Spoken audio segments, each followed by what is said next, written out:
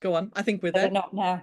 You can. Hi everyone. No, but I will. I will show you my exciting box of goodies in a minute that came today. Welcome everyone to the Holistic Vet Sisters. So myself today, Dr. Lise Hanson, and we're with Bella, the nutrition vet, which is good because we didn't get to some of our nutrition questions last week. So apologies for that, guys. We're going to answer them today for sure. And we have some other questions which we hope to get to from not last week, but the week before that were asked as well. So we will do that. Hello, Bella. Welcome back. Thank you, Caroline. Pleasure to be here.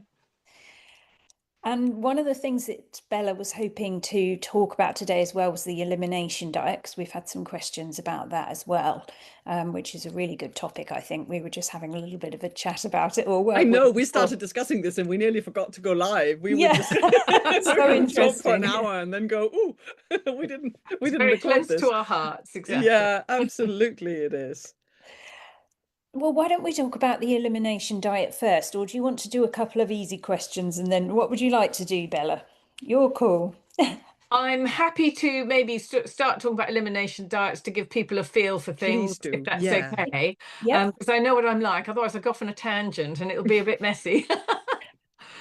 Yeah, so it's a question I get asked a lot in the clinic about how do I do an elimination diet, and I get a lot of opinions about, oh, I must do one protein, it must be a certain way, or I get people saying I've tried everything and they have been tearing their hair out, they've really tried hard, but they just haven't been given the tools by which to do it properly, as far as I can have worked out in practice to be the most successful approach.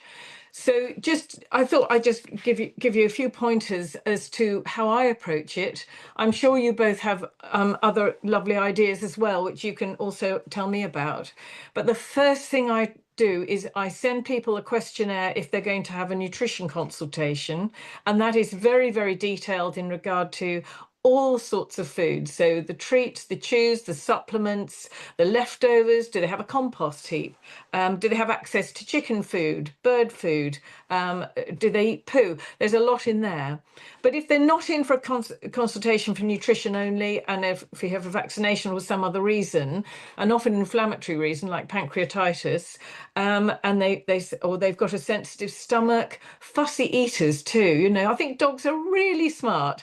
They sniff that food and they say, excuse me, I'm not interested in this. And I think we should listen to that, because they know, their nose tells them that is not good nutrition for them. So the more I talk to people, the more I see that pattern occurring. So I take out the ultra processed food. That's what the first thing I say to people. Please don't feed ultra processed food, because that is full of additives that are not on the label, because by law they don't have to be, but they can have a very big effect.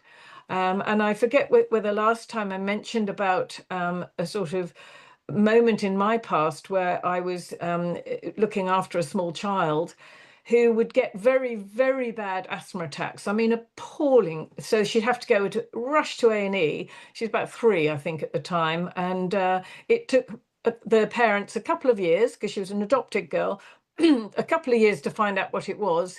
And it was an E number in orange squash. So my point is, it can be something tiny that causes a huge effect in some individuals. And I know that's an extreme example, but I hope I'm making a point that actually the devil really is in the detail. And if you don't know what's in those food, and you're just not getting on top of the itch or the grotty ears or the impacted anal glands or the constant intermittent diarrhea, gurgly tummies, inappetence, vomiting, pancreatitis flares, then let's just make sure we go as pure with the food as we can without having perfectionism. We take out the ultra processed food. So heat dried kibble is ultra processed. If you look at the definition on the European pet food document, it's very similar to the way ultra processed food is described by the UN. I've got a document that sort of states those couple of paragraphs side by side, and honestly, it just shows that it must be. I know some some veterinary nutritionists don't consider it to be, but I would argue the point that looking at the other document that describes the human side of the food, it's really pretty similar. Absolutely, it is, Bella. It's under the Nova scale. It would That's it. definitely be in Yeah. category 4. Yeah. Yes. Number 4. Yes. Good. So that's the first thing I do. And I do talk to them about their treats and chews. Most importantly, people are quite then worried about expense and changing their whole life to fit around what I'm going to suggest. So I don't change any of their situation as far as if they get up in the morning, have a cup of tea and give the dog a biscuit, what I will say is have your cup of tea, swap the biscuit for a sprat, for instance, and we will keep the rhythm of their day completely the same, but just put the right ingredients in there for them. So the first thing, yes, ultra processed food. I explain that, we will just do the best we can for their budget so that it's very important to keep people listening if you're a vet or a nurse explaining this, because otherwise people are just going to be put off immediately. So the next thing for me on the list is grains. Grains are part of pet food because they're a filler and they do make it less expensive. Unfortunately, grains are not a very natural substance for dogs who are almost completely carnivorous to eat. They should never be in cat food, but they are, because cats are 100% carnivores. And I like to make sure that if we can get the grains out, that's a really good thing. And that includes treats and chews. So the grains would include rice. White rice we always used to suggest to people, or even brown rice being even more full of lectins and gluten, are to be avoided. And instead, so for instance, if people say, oh, but if they've got diarrhea, what do I give them? Or if they've got vomiting and diarrhea and want a gentle diet, I'll say white fish and sweet potato and maybe some cooked egg, just something really gentle, easy to digest. So no ultra processed food, no grains. So along the food elimination diet approach, the next thing I say is the actual protein. So this is only when we get to the protein itself. You can feed highly heat-treated ostrich, but it's the processing of that food that's not going to help. The protein is not the primary problem at all. And there's so much discussion and belief that that's the problem. Excuse me. So I do encourage people to use a food that's pasture-reared if possible. So lamb, and we're very lucky in the UK, the lamb and the beef are mostly pasture-reared. There are also venison and rabbit options, and various other things, pheasant, I suppose, if in the shooting season. It depends entirely on your philosophy in life as well as to what you're comfortable using. I do like fish, but I'm not keen on intensively farmed salmon. So intensively farmed foods have this similar problem to ultra processed food, not quite as much, but they are given lots of medication. They're fed a lot of grain, including these salmon, I might add. And that would be chicken, turkey, and duck in an intensively reared situation.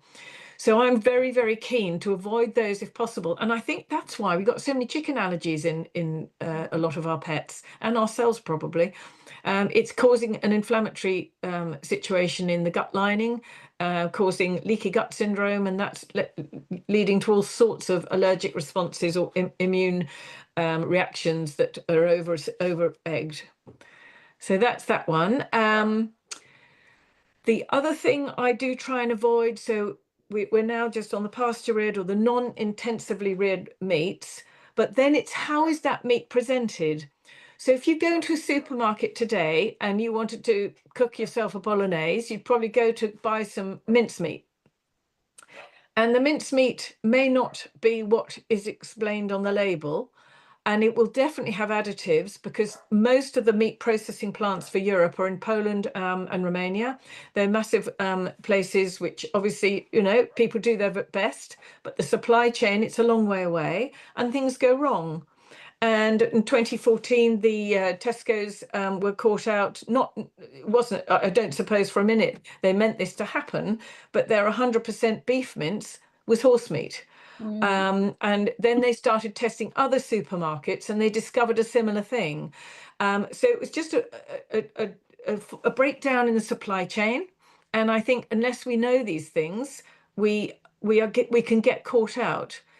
And the other thing I would say, because it's so far away, of course they've got to put preservative in there, or it would come back and it would be absolutely high as a kite, off and not edible. So we have to just think about the logistics and common sense of where everything comes from, to know that just because it's not on the label doesn't mean there's not something extra in it. All right. So Yeah. there's the mint. Obviously, with pet minces, if people are looking to use pet minces, that will be a different. They won't come from Poland. There. It depends. It depends, I suppose, because Well, if obviously they're UK based, if they get their meat, then on the website it should say, they do normally that's tell you. absolutely right. That's what I encourage people to look out for.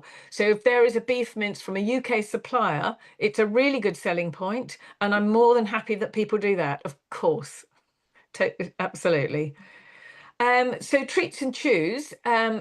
I think it's very important to know about the word natural, because again, it can be terribly misleading, and this is where a lot of people fall down. So rabbit's ears, for instance, they might be described as natural, but of course they've come probably from India or Thailand, and inevitably, in order to get here so that they haven't gone completely off, they're going to have had preservatives, anti-spoilage sprays, that sort of thing.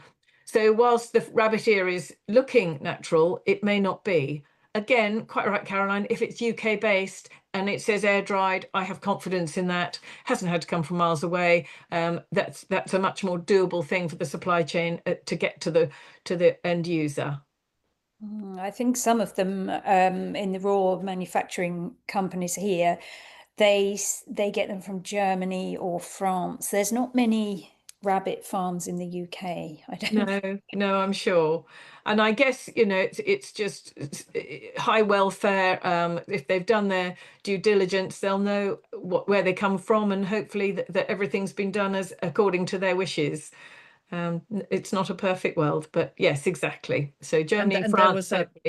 There was a scandal in Denmark not that long ago, where it was uncovered that it wasn't rabbit ears, but it was dog chews that were on the label said they were coming from Germany, but actually they were repackaged in Germany to be able to say that they came from the Far East, and contained some, I think, still, unspecified toxin that were making dogs ill. But really, you can't always trust where it's. If you're importing it from Germany, maybe Germany imported it from somewhere else and repackaged it and relabeled it. I mean, we happens. could end up doing a whole live on just why do we need to give so many of these chews anyway? Do you see what I mean? I mean, we're trying to compensate for the fact we're not feeding them raw meaty bones, which is what they would otherwise be chewing. Plus, I'm really happy that Bella mentioned chews and treats. Yeah, and exactly. Chews and treats is often what we forget. You work on the diet, and then they get some weird treat that you can't understand what's in it. I think if you don't recognize the ingredients, then it is clearly an inappropriate thing to give your animal. If it doesn't sound like food and you don't know what it is and you don't recognize what it's made out of, then don't buy it. Yeah. And they expand in the gut, so they fill the dog up, and then they don't want the food. So, and we all know about rawhide, terrifying stuff. These big rawhide chews that large dogs will eat, and then I've had to retrieve one from an esophagus, and it was one of the most terrifying things. Large labradoodle thing, and it couldn't get its saliva down. It was literally choking to death. So an absolute dire emergency. And you just had to anesthetize it and get some really huge grabbers to get down there. We did save the dog, but it was high risk. And it was this incredible ball of rawhide that's softened so much, it had acted like a valve. So no saliva could go. And this poor dog was in the most incredible distress. So rawhide, no thank you, apart from the stuff that they probably put in it.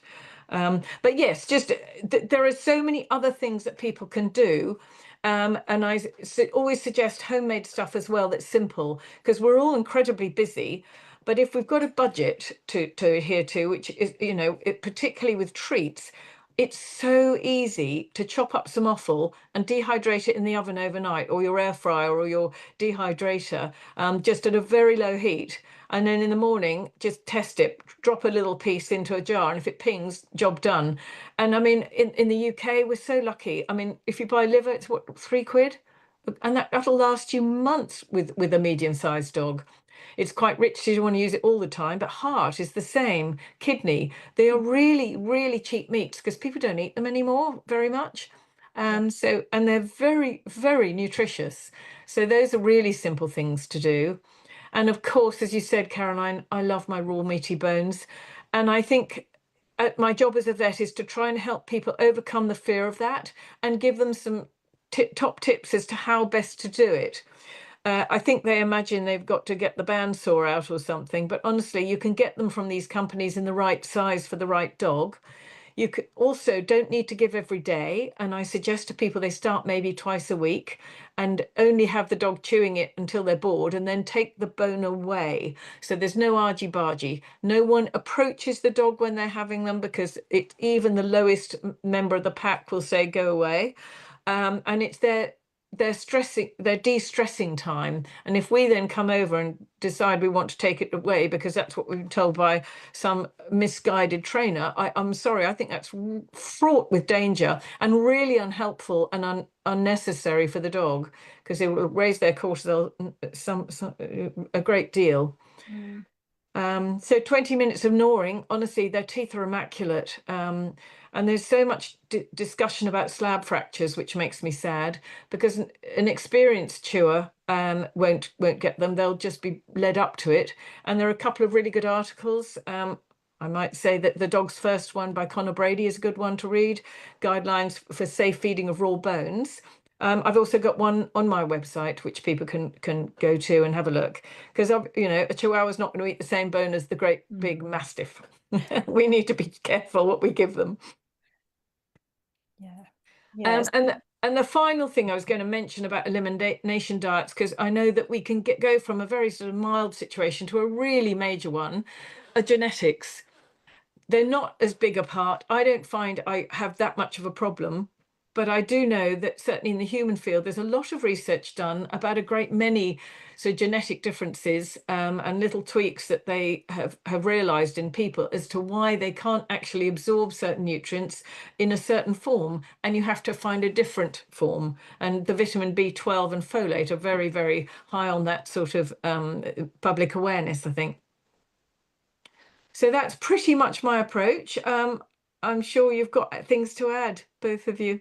Well, it's interesting what you were saying about the chicken, because I've had clients whose dogs could only eat corn-fed chicken. Right. Totally fine on corn-fed chicken. Yeah. Reacted to every other type of chicken, even organic. Yeah. So-called organic chicken. Yeah.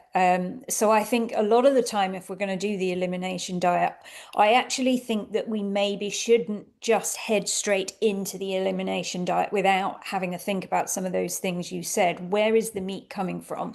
Are they actually allergic to chicken, or could you give them a different type of chicken? Are they allergic to beef, or could you give them a different type of beef? So yeah, that way of thinking is nicer as well, because it means that the dog isn't on one protein for any length of time. If you don't need them to be, then that is an option, I think. Right at the beginning, and you were talking about, I can't remember in what way it came up, but it was quite near the beginning, and you were it might have been when we were talking about grain, because I find that you get this one study, goodness me, this one study does its work, doesn't it? I don't know who was a conflict of interest on this one, probably Hills, but it's about the amylase gene. You must have seen it. And honest to goodness, every single food company put this one study up, and it was with such ancient grains like barley, and it wasn't even with the type of grain that we have, these refined grains and the rice. And so yeah, to me that study isn't isn't something we should be thinking about. And yet you see every food company putting up this study, oh, dogs have got genetic mutations, they can cope with starches. Well, it doesn't necessarily mean they need to have a diet so full Well, of no, starch. and you said it, you said can cope with, and that's what that study Yeah. says, isn't it? Dogs can cope with starches better than wolves can, but it doesn't mean it's good for them. Exactly, exactly. And it also, in that study, there are a few breeds listed that didn't have the mutation genes for the starches. So one of them's Chinese crested, which there's not that many people that have Chinese crested, but then Huskies are there and they're becoming far more popular. And it's not as if food companies are telling them about this piece of science that they feel is so robust, it justifies their entire range. And yet they don't tell a Husky owner that they perhaps shouldn't be feeding it. And then Westies, which of course there's lots and lots of. So yeah, what a shame for them. And traditionally, Westies have a lot of skin issues as well. So, yeah, something to think There's a about. quiz question for the expo. What does a husky and a Chinese crested have in common? Oh, yeah. Love it.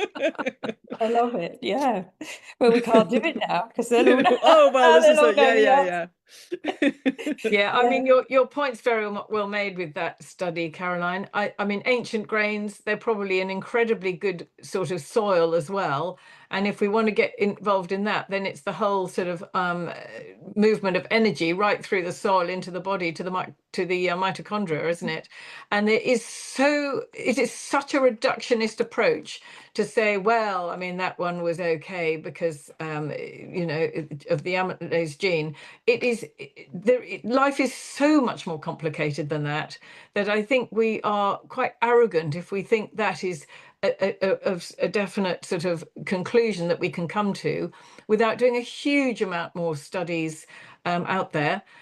In my mind, I think the studies have been done because we've seen more and more allergies and problems with this ultra processed food and the highly refined carbs that we're presented with in people and pets. I just think, do we really need to throw more money at that? How about we throw the money at getting the vegetables grown correctly in the right soil and protecting all that? But that's quite a different topic, I know.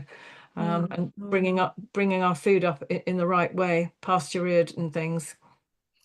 Well, we are really the only people that can make those decisions. It has to be all of us choosing to buy these things. So the demand is greater. Yes. And feeding some offal to our dogs and cats can be really helpful, and not making it too hard for people and not getting them scared to use those things as well. And I think that's what we were saying just before we went live. I think that's a really, really important point to demystify, you know, and it's not difficult. I hear this is probably the conversation I have most frequently is I find people almost paralyzed in terms of I want to feed my Yes. dog better, but I'm worried that they're not going to get what they need. And Yeah. all the while, the kids are getting a pizza. You know, it's that sort of intuitive, of course I can feed them. You know, I know what healthy food is. I know how to eat. I know how to feed my children. I know how to feed my dog. But we've been so alienated from that whole process, from, you know, someone who wanted to sell us an ultra processed product and make a fortune in the process, and have managed to brainwash us all into thinking that it's so complicated that you couldn't possibly, you know, you can feed yourself, you can feed your kids, but you couldn't possibly feed your dog. It's way beyond you. You need this factory produced product.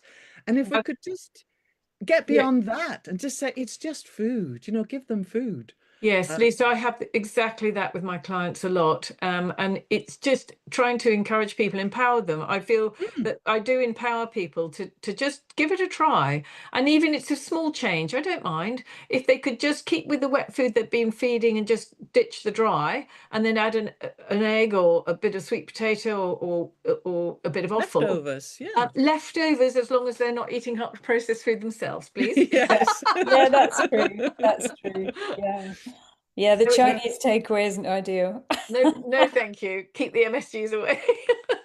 And there are, you know, there's lots of clever people around, well, like both of you, to advise in situations where, you know, if the animal's got pancreatitis, or if it's a growing age of a giant breed, or if it's got diabetes, or, you know, there are situations where, yes, you need guidance, but just to feed a healthy dog, I just really want to get the message across that that is simple.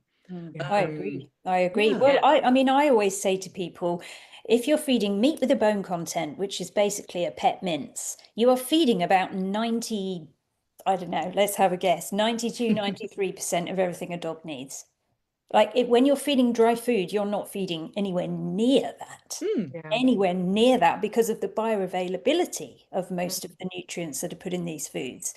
So you're already, for all this time, you've been doing it majorly deficiently, and you're worried about putting just a pet mince in the bowl. Don't be. No. Because already you will be putting in way more if you just went and bought some plain chicken mince even, you know, yes, that is a complete diet, but that has more in it than Yep. you will have Agreed. been eating. It's yeah, definitely just get cracking with it for sure, I'd say. So we've got some questions here that are related to nutrition. So let's answer Annette's question. So she's actually got a Chinese crested. I forgot about there you are. No, honestly, I did forget. Honestly, everybody. 7-year-old Chinese crested. Now, she is hoping that her Chinese crested can lose weight. So what she's put here is she's been mixing the raw that she feeds her Chinese crested, tick for feeding raw, carrot, grated carrot. And she's asked the question, how much is too much carrot? So I start to think, well, what could potentially be happening here is out goes some of the mince, in goes some carrot. And she's starting to think, well, how much carrot can I put instead of mince? And perhaps your dog Annette is maybe not losing weight. So what would you do in that situation? What would you say, Bella? I think I first of all want to know what the raw is, because I've had a situation with a client who changed her raw food from one supplier to another, and the dogs they literally doubled in weight for the same volume of food. So I think it sort of depends on the food they're being fed. Is it a very high fat content like pork or lamb, or is it a more lean sort of protein like beef and tripe and venison, that sort of thing? So that's and what is the fat content on the package if they've got it? That would be the first thing I would ask. The second thing I would ask is, of course, about the treats and chews. They haven't been mentioned, and I wonder what they are, how often, that sort of thing. And I'd also ask, I think, about the feces to see if the gut is in good shape, because obviously we can't see it. So we have to ask the questions, is the gut happy? How many poos a day? Are they really large? Are they small? That sort of detail is helpful. But to the actual amount of carrot, it's a very variable thing, and it depends if they're cooked or raw. I'm imagining if they're grated, they're raw, in which case they're a good prebiotic, but they are quite high in sugars. So potentially if you gave too much, I think that could be a little bit weight gaining, but I'd want to know the other bits and bobs as well. Yeah, I don't think that just putting carrot in and taking out some of the raw is the way forward. I wouldn't say that's a weight loss diet for a dog, really. Sure. I mean, metabolically, they need more protein and fats. Yeah. So as soon as you're putting in more starches, you're not pushing them into the metabolism that is for weight loss, really. So, and also if you've got a Chinese crested, that there's a reason at 7 years that they're putting on a bit of weight. What else is happening? There's got to be something else going on there.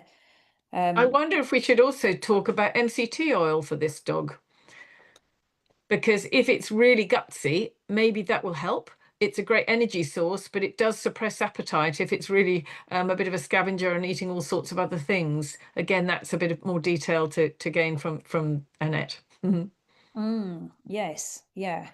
Well, hopefully we've given her something to think about. So we were talking about dental products last week, and a lady was asking that she likes, because she likes to, I haven't got her name down actually, but she likes to give these dental products, but she's worried that she might give too much iodine if she does, because a lot of them are kelp based, aren't they? From my perspective, I think as long as she's following the guidelines on the packet, there shouldn't be a problem. That's been my sort of take on these things. But I also don't think they do quite enough, because they always need to chew, have that shearing action with the teeth to abrade them properly. So hopefully she's either getting them to do that. Obviously, I don't know the breed, but some breeds, I guess, really struggle to chew a bone, in which case a toothbrush with a homemade toothpaste, which is very simple to make, which would be a bit of rock salt, some coconut oil, and some bicarb of soda. So simple, lasts for ages in a jar, really cheap to make, has no xylitol, no additives, which the commercial ones may do. So that sort of thing on a toothbrush can do the abrading action if it's a tiny weeny dog with tiny teeny teeth. So repeat that. We need to hear that again slowly about the toothpaste. Tell us how you make that. Is it on your website? I think it might be, yes, on one of them, but it's coconut oil, which is obviously solid, which you mix with a similar amount of bicarb of soda. So in America it's called something else, I think.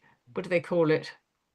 Anyway, I'll think of that. And a couple of teaspoons of rock salt, and you just mash it all together and just stick it in a jar. So simple. Bicarb of soda, like the stuff you cook with. So you really need quite a lot of a couple of tablespoons, a couple of tablespoons coconut oil, and you can make it to a paste. And you can sort of play around with the consistency. I like it quite firm, because then, as soon as it goes in the mouth, it does get quite soft. But with a bit of rock salt for the good minerals, and it's really good for the oral microbiome. But it's incredibly cheap to make and safe.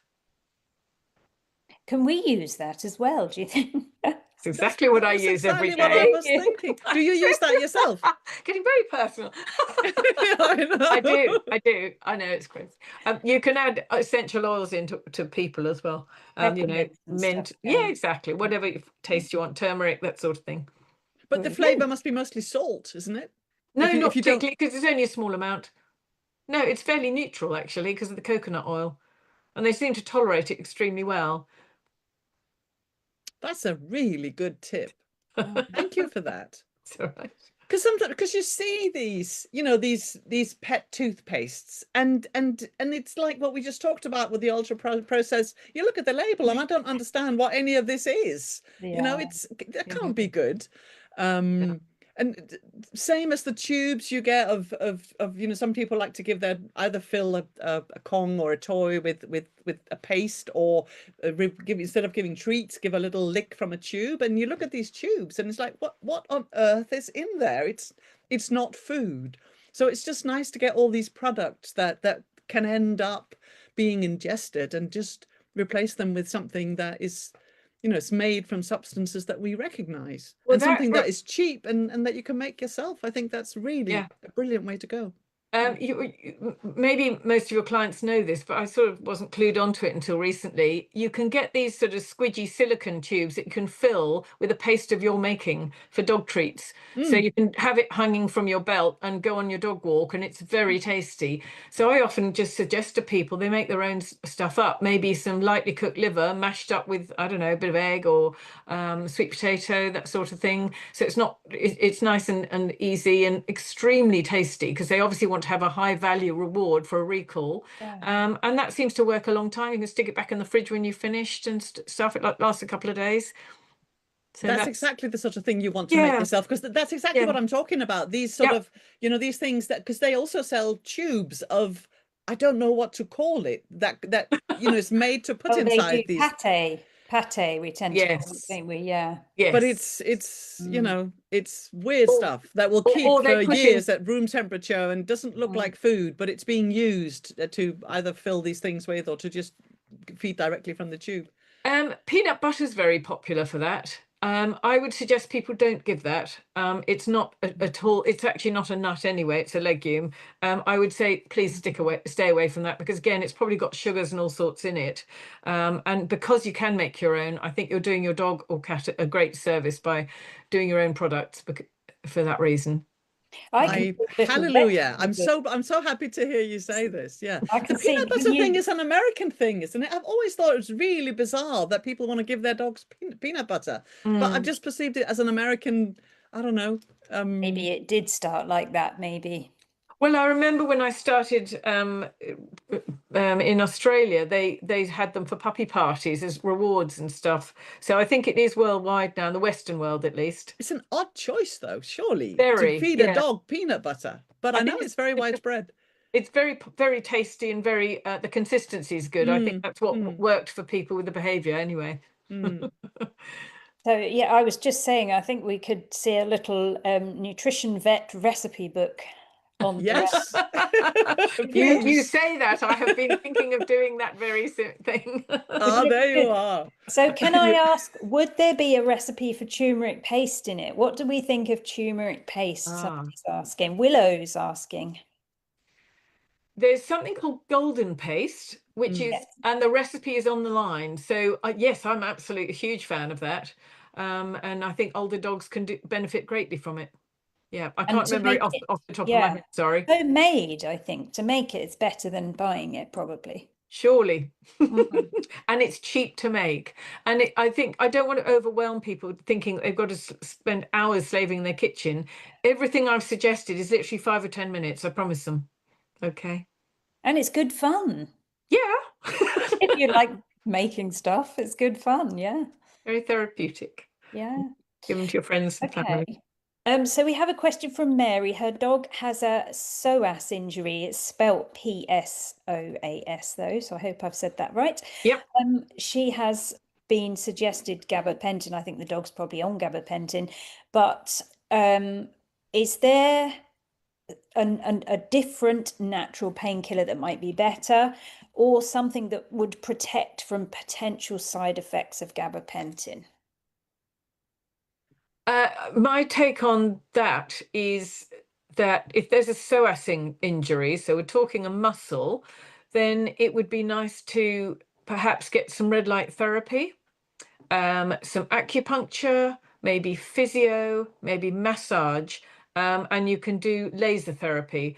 There are a lot of manual therapies that are not tablets and medications, which work probably as well. I am somebody who does dispense gabapentin on occasion because I think it's a fantastic drug for those dogs that come screaming in pain with neck pain, which is so much distress they cannot settle. So for a few days, that's absolutely the right thing to do alongside other bits and pieces. But I think as soon as you're able, find those therapies if you can. And there are a couple of companies that actually the organization CAM for Animals, Complementary and Alternative Medicine for Animals, have a website. So it's CAM, letter 4, Animals. They have recommended therapists on there who've been properly trained. So it's a really good one to look at. And then you can see your options as well. There are also, the red light therapy in particular is becoming extremely well studied and proven, and you can get handheld devices and they're becoming much more affordable. Because if you talk to some of the American or listen to the American podcasts, some of them are thousands of pounds and you have to stand under them for like an hour. These are tiny little handheld devices which go directly to the point of injury. And what they do is to help the circulation. And if you've got good circulation to an area, then they're going to take out any of the toxins, any of the inflammatory mediators, settle all the sort of the muscle fibers down, and hopefully help with the pain enormously. So it depends where you are as to what's available, I suppose. As far as side effects to gabapentin, I honestly don't think it's that bad a medication for that sort of thing, for the gut or the kidneys or the liver. So I would just say use it as you need to, but do these other things alongside and let them take over as soon as you possibly can. That's my take anyway. Don't know what your thoughts are, Lisa. Well, I would like to, I'm full of questions about that because I wouldn't, depends. If I wonder who the patient is, what kind of dog, how old they are, how the accident happened, and how acute it is. I wouldn't want someone on gabapentin long term, and I certainly wouldn't want someone on gabapentin and that's the only thing you're doing about it. You know, how did this accident or injury happen, and how was it diagnosed even? Yes. How do you know that it has a psoas injury? And then I would, in terms of homeopathy, I would absolutely give arnica. Arnica is the first thing to do for any kind of injury. So lots and lots of arnica, you can't really overdo it. And because it's a muscle, if you know that there's a muscle injury, you probably also add a remedy like Rust Tox, which is really good to help restore muscles and for muscle injuries to recover. But I agree completely with what you said. You know, I mean, all the therapies that you mentioned, really, I don't need to repeat them, but gabapentin possibly short term in the very acute phase, but lots of other stuff to do as well in that situation. Mm-hmm. Okie doke. Lise, you had some questions that were from a couple of weeks ago. Yes, I can't remember who asked this, but somebody was concerned that there was an outbreak of parvo, and I think possibly even kind of trusting whether it could be, and whether, you know, what do we do when there's an outbreak of parvo? Do we trust when the vets say that that's the case, and how do we respond? And I think the one thing to say about that is titer testing. If you have Parvo happens in the UK fairly regularly. It's around, and that's the reason why it's important that all dogs are vaccinated with the core vaccines. I don't think there is. I know that people, you know, vaccines can become a very emotional topic, and people can kind of position themselves as being for or against vaccines. I don't think that's the way to look at it at all. I think we need to vaccinate very cautiously, but the one vaccine that all dogs need is pretty much the protection against parvo, and it generally comes with distemper and hepatitis, and you know, that's fine, but all dogs should be protected against parvovirus. Thankfully, it for most dogs it takes one injection if you give it at the right time, and they'll be covered for life. So don't panic if your dog has had a vaccine. There's some issues about the timing of puppy vaccines. I won't go there. We've talked about that previously. But if your dog has responded to a parvo vaccine in the past, it is overwhelmingly likely that he or she will still be fully protected. But the way to sleep well at night and to not worry about it when you hear about parvo in the neighborhood is to just get your dog titer tested. Don't rush and have another vaccine.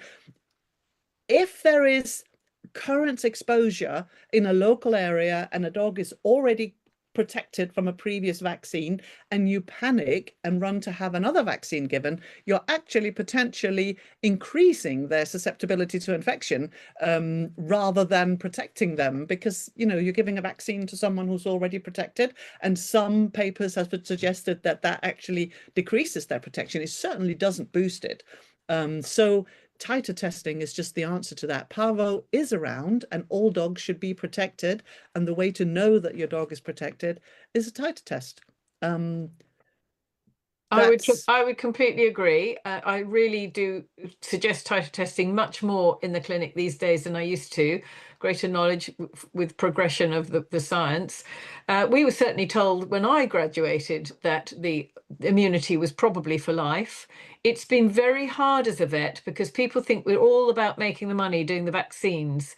Now, that is not the case. We are led by the guidance of the Royal College. We also are led by the guidance of the manufacturers. They cannot promise that every dog that gets a vaccine is covered for life, which is why they have suggested initially every year, but now at least certain of them are now every 3 years for the core vaccines. And the way round that, of course, is simply this blood test to check their antibody levels. And it's incredible how many come back and they simply don't need any more, which is incredibly encouraging. And of course, alongside that, they need their healthy gut. Yeah, no, absolutely. And can I just add one more thing, that when there are outbreaks of parvo, it's typically either dogs that have never been vaccinated, or it's puppies that have had the puppy jabs and they stopped too young, and then they haven't had any repeat vaccines, so they have actually never been protected against parvo. And there are some of these vaccines come with instructions saying that, you know, that they can break through the maternal immunity and that you can give the last at 10 weeks or 12 weeks, and it's just not a safe thing to do.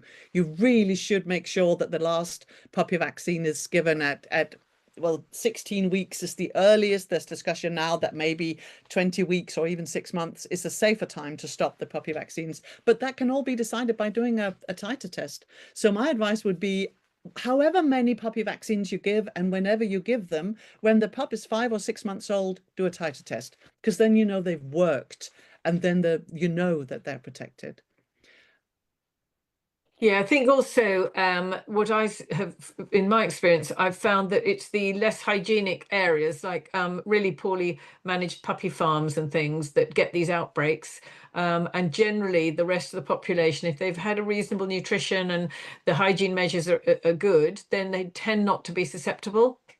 They're probably covered. I just wouldn't want to rely on that. I wouldn't want anyone no. thinking, you know, No. You know. I think also, I mean, I was always taught that when an adult dog gets parvo, often the symptoms are simply diarrhea.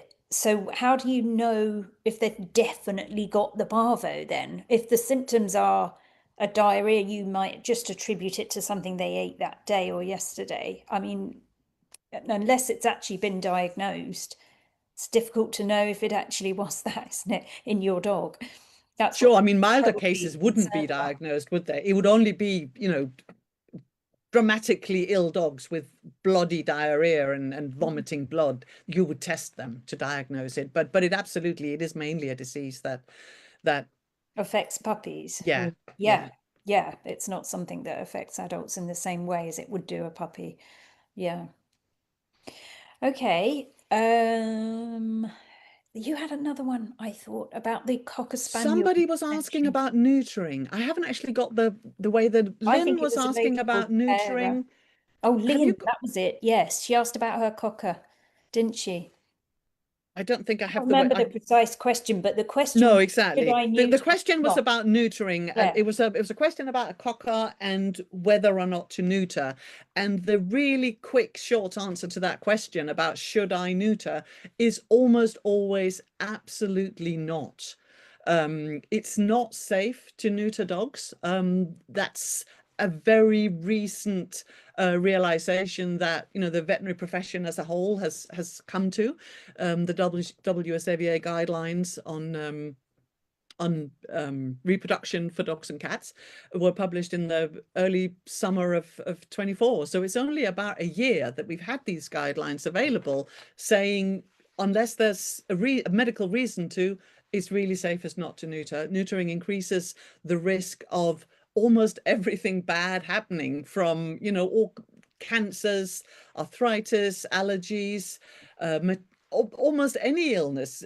When you look at how long the list has gotten to by now, you know, where there's evidence supporting the fact that this is worse in neutered animals and more likely to happen in neutered animals. So entire animals are healthier, and the only situation where that's not the case is if you've got a medical reason to neuter. Obviously, if you've got a dog with testicular cancer, maybe a dog that's an elderly dog that's very bothered by their prostate, but then there are other treatments for that are less extreme. Or you've got a female dog with pyometra or something like that, but even then it's not always necessary. So neutering is neutering as a routine procedure is a thing of the past, and we don't do it anymore. So it could be answered really briefly and just say no. That's the answer to that question, really. I'll try. I think she was also talking about the dog was quite nervous, and that was part of the question, wasn't it? Should I, for that reason? And the answer would be the opposite, wouldn't it? I mean, neutering is likely to make the dog more nervous if it affects the behavior. So yeah.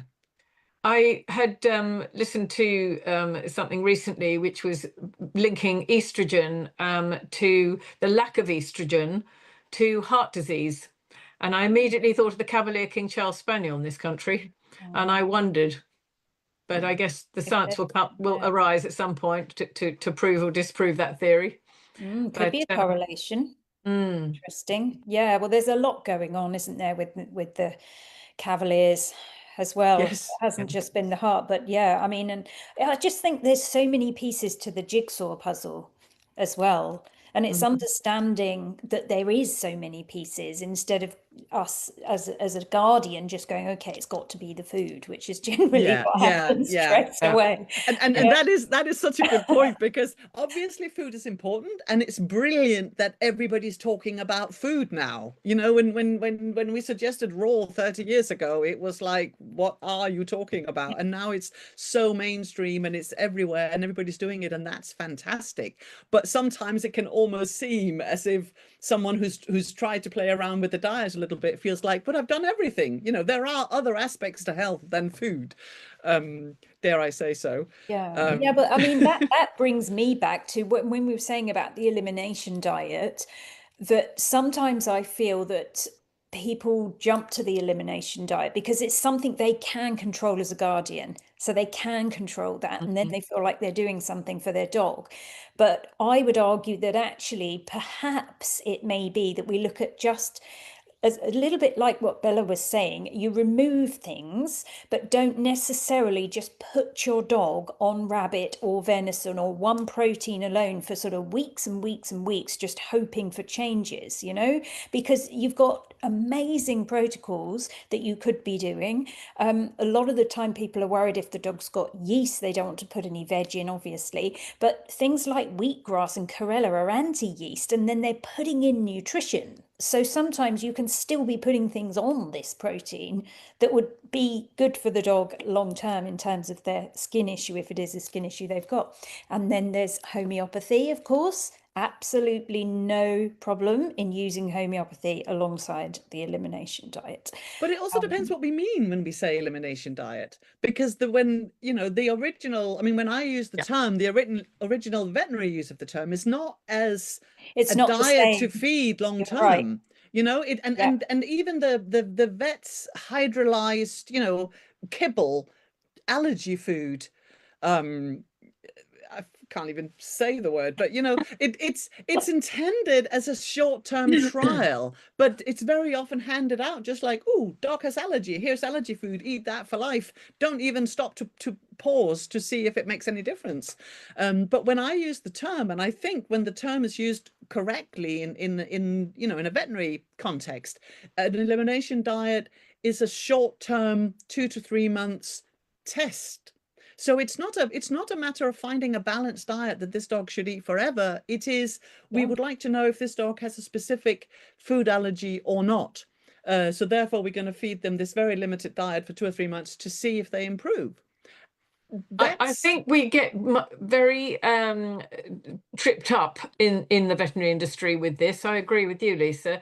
I prefer to call it a diet, or I suppose, how would I call it? A diet trial rather than a food elimination diet, because we're taking stuff out that can harm to work out whether that's enough. Sometimes we go back to the chicken story, whether they can have corn-fed chicken or they can't have chicken at all, or whatever it is.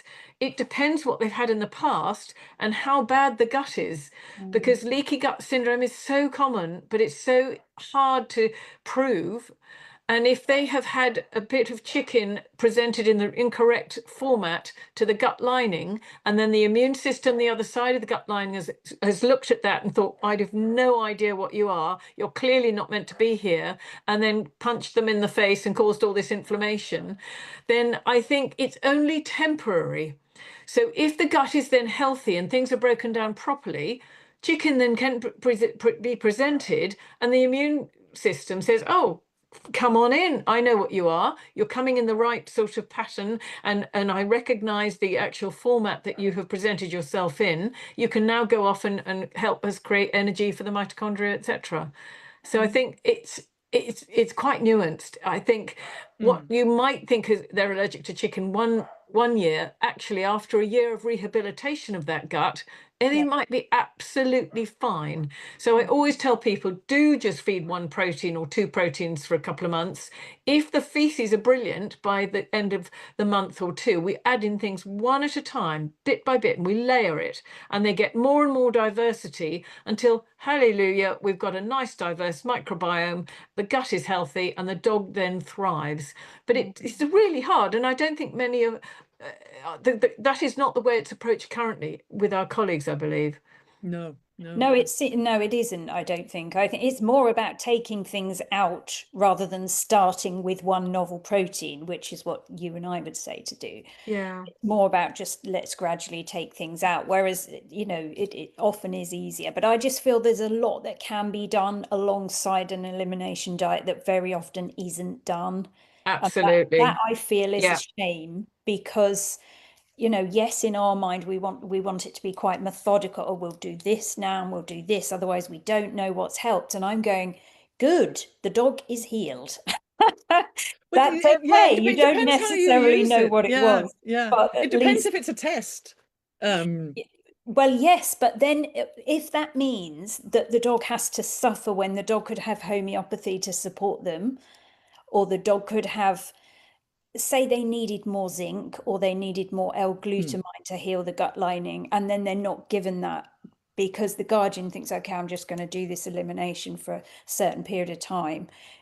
I think there's more that can be done to support a dog than simply going on this. I completely agree. And I do that always. I always suggest supplements that are targeted. And I think it's really hard for the pet guardian to know what they are, which is why they need people like you, because they need to be getting the stuff right from the get-go.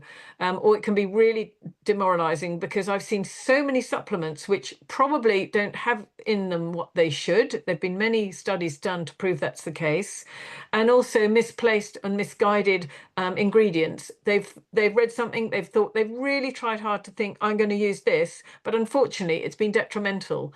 So it needs to be targeted. And I don't know about you, Lisa, I'm a huge fan of pancreatic enzymes. I'd prefer it in a pig pancreas, but the Protexin is one product that I use, the Proensorb, because it's almost like using a hydrolyzed diet. You are chopping down those proteins before they're presented to the gut lining.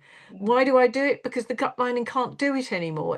It's really not happy. The pancreas isn't producing enough of the enzymes, I suspect, which is why perhaps a lot of Cocker Spaniels don't do with their pancreatitis all the time. And even when we were taught in uni, it was about only giving these enzymes for pancreatic exocrine insufficiency. So when the pancreas didn't have these enzymes at all.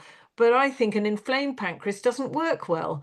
So let's give it a helping hand. Just like you're saying, Caroline, you want to give them something to hasten the process so they don't have to suffer for any longer than they have to.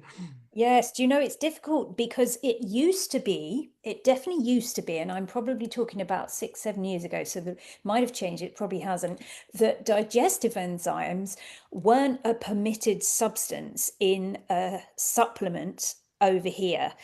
Now, whether that means you can get veterinary ones, you might tell me you can, because I never looked into that, but they were coming over from America, the ones that we were using, and since Brexit, it's been much harder to get these across. Okay.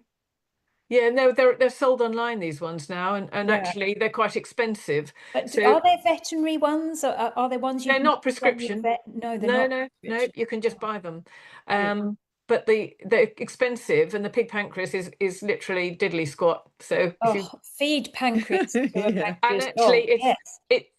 Yes. we are protein. not smarter than nature, No, is that what I'm saying. yeah, Yeah. that is that I mean, that relates to so many, that fits so many areas, doesn't it? We try to be so clever and we think we know better, but we really, really don't. And looking to nature is always a good move. Well, it's been lovely to have Bella back with us. Thank Are you. you going to Pat's at the weekend? It's a big trade show in the UK, for those of us that are in the UK, for the pet industry. I don't know if you're going, Bella. Unfortunately, I'm working this weekend. Work gets in the way, I tell you. It's Sunday, Monday, Tuesday. It's free. You can sign up on the Pat's website and come in, and you can find me. I am there amongst lots of other lovely brands. So F80 is the stand I'll be on if you want to come and say hi. What was in the Whereabouts is it, box? What was in Caroline? the box that you were waving around? Yes, I know. It's very exciting. So these are my recipes that I formulated for the company that I'm going to be with. And these are just the, I guess, sample sleeves that we're taking to the event. So I really like these. Yeah, I mean, every time I make recipes, I like them a little bit more than the last ones. Hold So them up, these hold them ones, up. We can't see. Ah, are they the wrong way round or the right Oh, way? no, that's good. no, That's they're good. good. Yeah. Yeah. So what I love about my recipes, apart from the fact I made them, is fully bioavailable nutrients. So we haven't put anything in that, you know, the dog can't, that's synthetic or the dog can't absorb. No root vegetables. So these are, I've done these to the PDF guidelines. With Katie from the APNC as well. So no root vegetables in these. So they've got prebiotics in them. I've got super greens in them, wheatgrass, broccoli powders in them for the goodness of the broccoli, blueberry extracts in them, and medicinal mushrooms as well. So they're the only bits and pieces really as prebiotics and as for the polyphenols. But yeah, it's just really nice to work with a brand that are happy not to put root veg in their complete meals. Wonderful. You're making me hungry. We are officially out of time. Thank you so much. Lovely. That was a lovely chat. And we'll have to put a date down for Bella to come back. Yes, stay on, Bella, when we go, and we can work another date out. Wonderful.